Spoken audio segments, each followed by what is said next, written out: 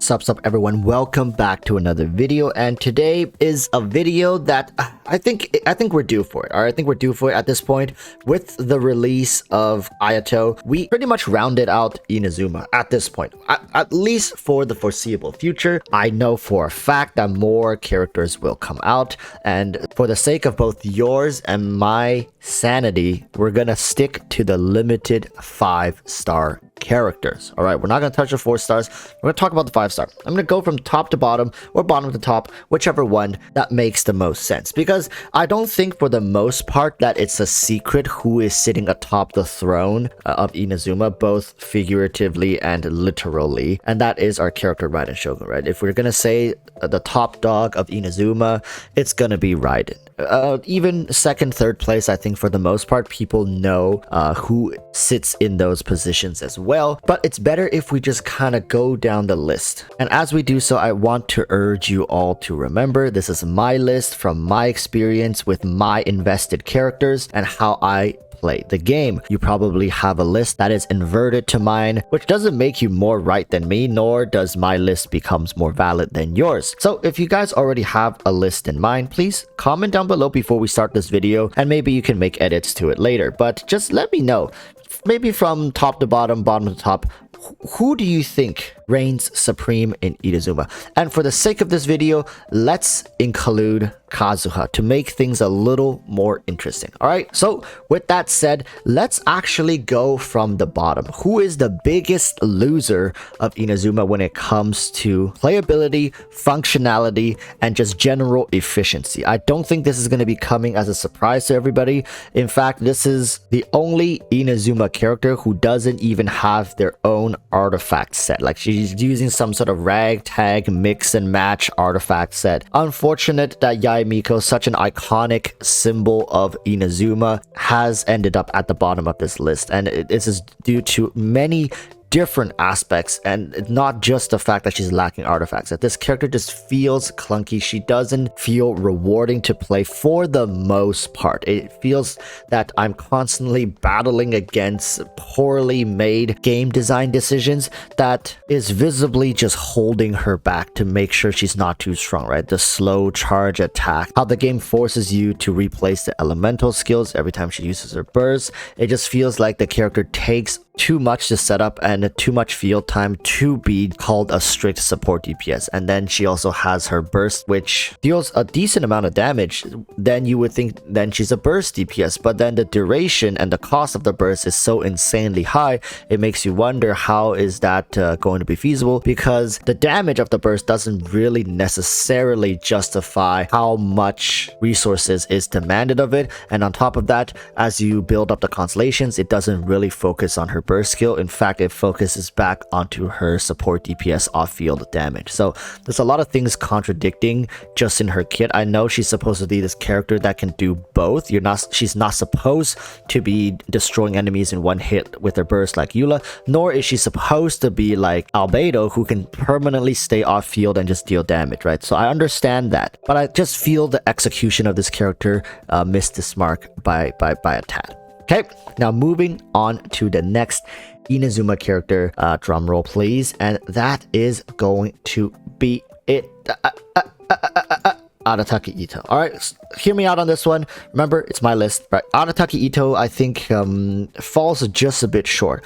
During his release, his numbers are all splendid. Building his team is also very easy if you have the resources, right? If you have enough Geo characters, kind of just slap it together into one team. But the more you play this character, the more he ends up just being this stat stick, Unga Boonga, hold down left key character. In fact, I've made a video previously talking about why I benched him. It's because his playstyle is so one-dimensional and linear that it doesn't really offer much enjoyment apart from the fact that, look at me, I'm doing big damage numbers. And this is also in part why I also don't play Zhao. It's because Geo and Anemo doesn't really offer much in terms of reactions, and it's all up to the character's innate scaling and the rosters you build around them to help facilitate the strength of their kit. For Ito is particle generation to make sure he can cycle through his burst skill right off cooldown, which whenever he's using his burst, you're just holding down one key for the most part anyways. Doesn't feel like I'm getting my money's worth, right? I just feel like Geo doesn't have that many reactions. In fact, Geo has like one reaction, and that's Crystallize.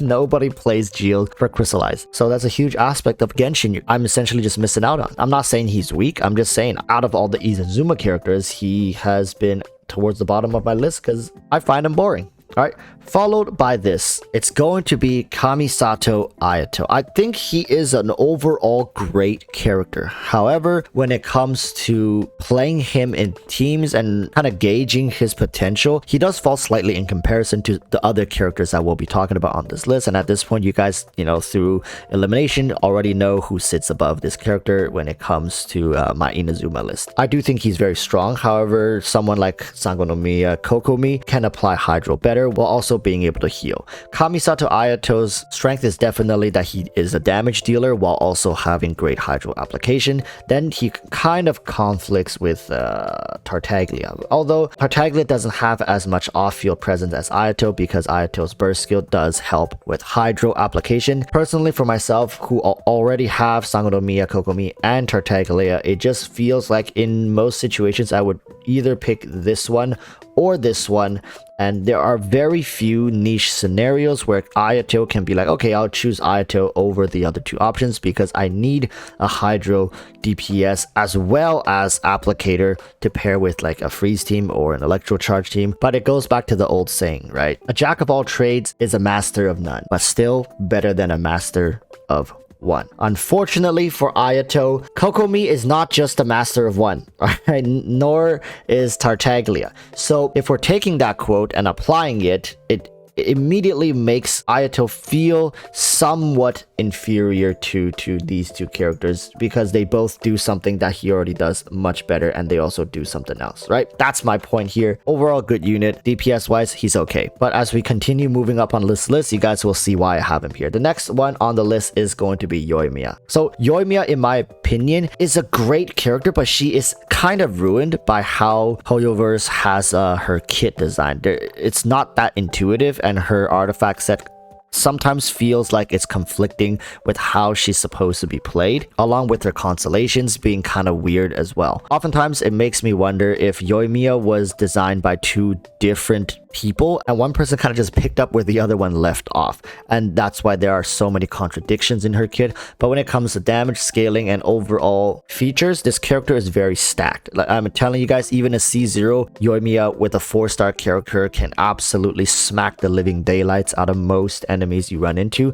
Of course, she's not meant to be used in all scenarios as her damage is almost strictly single target.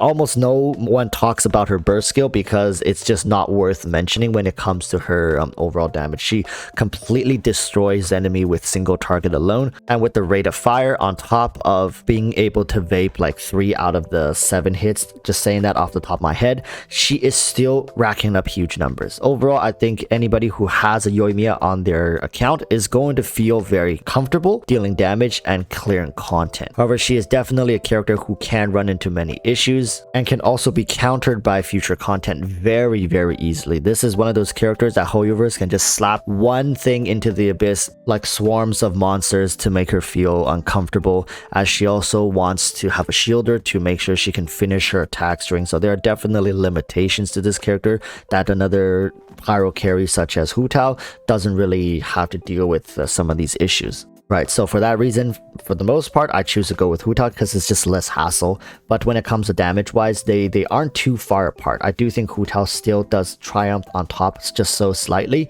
but Yoymia is not that far behind. And for that reason, she's earned a spot on this list at number 5. Now, moving upwards, we got Sangonomiya. I think finally, we have to talk about this character because there is a time when Sangonomiya was considered one of the worst characters in the game, if not the worst. It's reflected in her original banner sales, I believe, that people just think this character is bad. And a lot of the people, especially the theory crafters at the time, were saying, how she doesn't really stack up.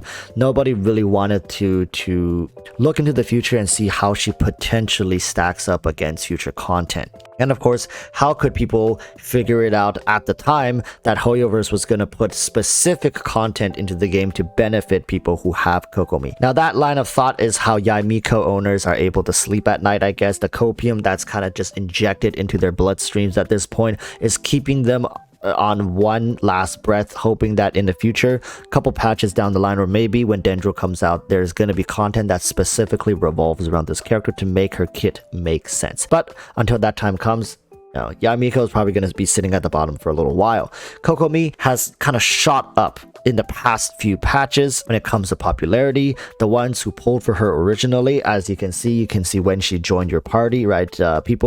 This is like something people even flex nowadays. Like, I was the original Kokomi believer. But all jokes aside, this character is absolutely incredible. She's like the pillar of most freeze teams, right? I'm talking like best in slot freeze teams. Yes, Kamisato Ayaka along with Shinchu can make a great freeze team as well, along with Rosaria. But if you want the real deal, the complete hands-off, playing with your feet type of gameplay here, then Kokomi is going to be the one you want to pair up with someone like Ayaka or Ganyu. She's also regarded as the Zhongli of healers, so that should speak volumes as to how impactful her existence in the game currently is. She rivals Ryden Shogun when it comes to Abyss usage, and truly this is like the best comeback story anybody could have ever hoped for, so Kokomi sits very comfortably here at number 4. Now moving up to number 3. I do think it's going to be Ayaka. The last two characters you guys already know. I don't think Ayaka is going to be rivaling them because her role in the game is quite unique. She's a DPS character. Some would even have Ayaka as 4th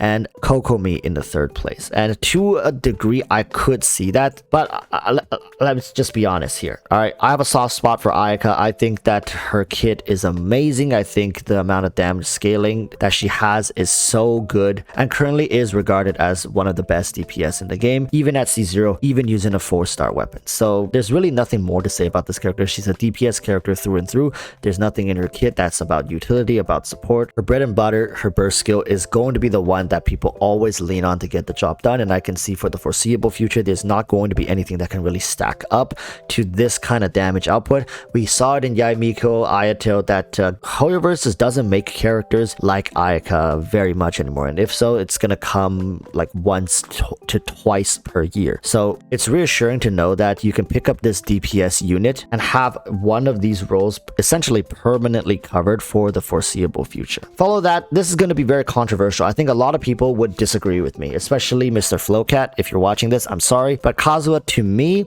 is going to be in the number 2 spot, and I already feel uncomfortable putting him above Ayaka. This is my reasoning. It feels like that Kazuha is a character that facilitates teams, right? Kazua himself isn't the team. You don't build an entire team around Kazuha. In fact, you slap Kazuha into many teams to complete the teams. He's like the best in slot 4th member for a lot of teams, especially elemental damage based teams.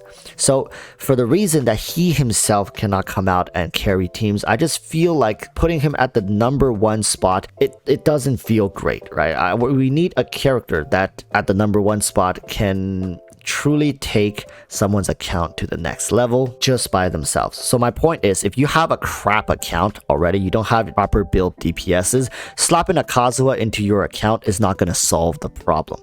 0 times 500 is 0. 0 times anything is 0.